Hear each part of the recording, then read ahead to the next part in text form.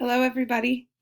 Stephanie Thompson again, and this is the case study for EDL 850, basically copyright issues at a small rural school. So I'm just going to dive into what we know and how I would handle this situation, and I'll try to answer some of the questions that were required of this assignment towards the end.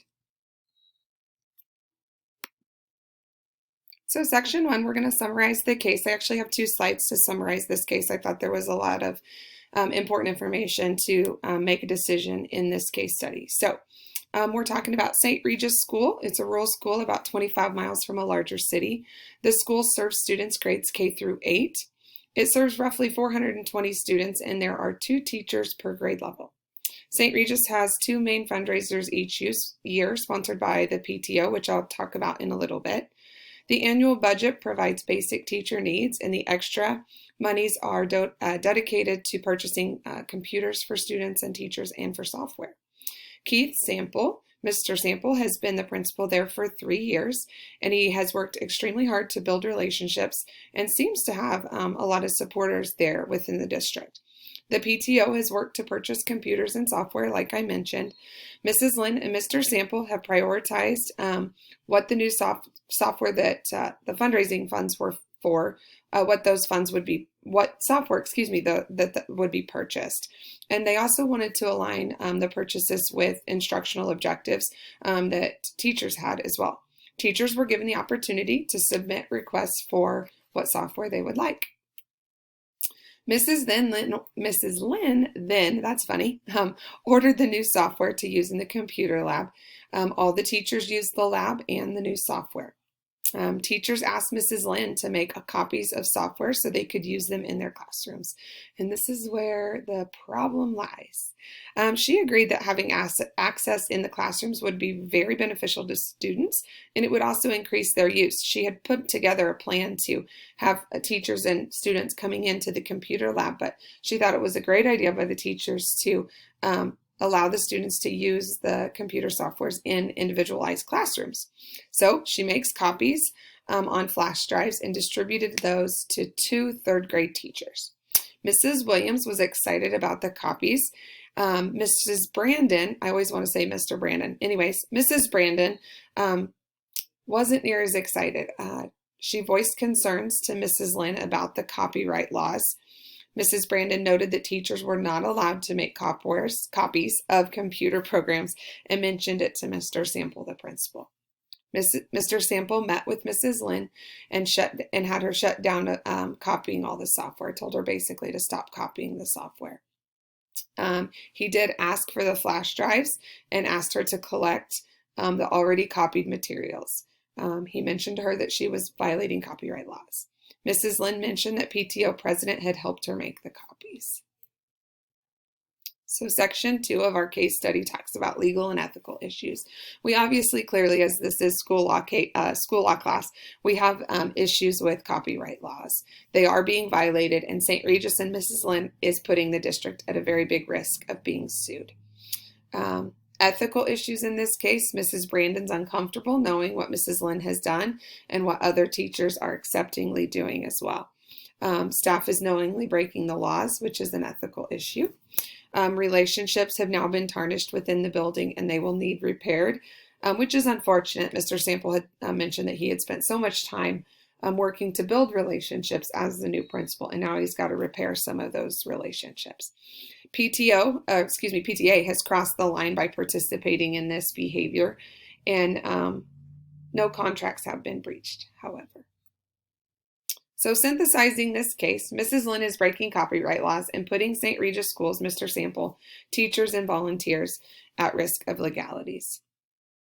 What do we exactly know? Well, we know there's a lot of people involved. We know the place is 25 miles from a larger city. We know that it serves kindergarten through 8th grade students. The program itself, we know K through 8 public school. We know that there's 2 teachers per grade level.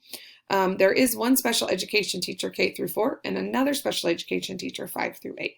So we're talking about quite a few teachers that potentially could be utilizing this copied software. Mr. Sample's the principal. He has a lot of repair work to do and a lot of decisions to make regarding this case study.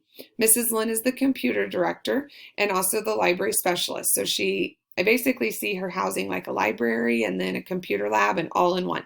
So she's worked with PTO, Mr. Sample, and the teachers to come up with what software they want to use in their instruction. However, it's just not being used correctly. Mrs. Brandon is a third grade teacher who is attempting to follow the copyright laws. And then Mrs. Williams accepted copied software from Mrs. Lynn. And we got to get that back. We got to get that fixed. So the PTO president also had her hand in making the copies. And although I'm sure she wants to be helpful and is trying to do what's best for kids, she's definitely broken the law at this point. And we got to, like I said, get it fixed. Other people involved, obviously, students, staff, and the superintendent of St. Regis. So prioritizing this information, this situation could potentially be damaging to St. Regis and the community. Current copyright infringements need to be corrected and a plan to prevent future issues needs to be in place. There's going to be conflict within the building because you got a couple teachers who like this idea and a teacher that's not really on board with it. So we're going to have to fix the school climate. An acceptable use policy needs to be put into place. Relevant stakeholders, as far as I can tell, have not been consulted. We need to discuss with superintendent. Potentially he or she needs to discuss with school board members and other staff members that weren't mentioned in this case study. And of course, the PTO, and in my opinion, has kind of interfered with school operations here. I know their intent was to be helpful, but they definitely need to be up to speed with current copyright laws and school policy and what they can and can't do as far as software that was purchased through their school fundraiser. We also probably should consult with our school attorneys since we all know that laws were broken. What should we do moving forward? So I would also like to prioritize the information by finding resources to supply the teachers with what they want. I believe that could help with the tarnished relationships, maybe repair them. If we could still give them what they need and want, just do it without breaking the laws. Options and consequences. So I came up with 3 options, and I really think this case study is easy to fix. But take no action, which is not an option. Consequences, you're putting the school and self at risk of litigation. Some of this stuff is going to fall back on me as the principal in this case, and also the superintendent as the school as a whole. So taking no action is not really a good option. Confiscate copied software and destroy all illegal copies.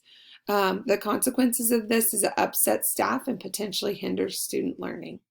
And option 3, ask Mrs. Lynn to gather all the copies, destroy them, and discuss with the superintendent ways in which we could get additional resources to purchase the software teachers would utilize. At the next PL day, provide mandatory training on copyright infringement laws and district policies. And I would inspire staff to brainstorm ways in which we could obtain additional software, potentially through grants, to influence student achievement. So evaluating the options, like I mentioned before, I kind of got ahead of myself, but the pros of option 1, not doing anything at all. The teachers would get what they need and most everyone is still happy with Mr. Sample, and he doesn't have as many relationships to fix, but then you still have Mrs. Brandon who is unhappy. So the cons of this is St. Regis is breaking the law and the consequences if caught could be severe, and we are not promoting the success of each child and adult within the building by not modeling appropriate behaviors as far as copyright laws go. Option 2, pros, the teachers would no longer be breaking copyright laws, and the school climate is tarnished and relationships with staff members could be tarnished as well. So option 2 and 1, in my opinion, just really aren't where it's at, I guess.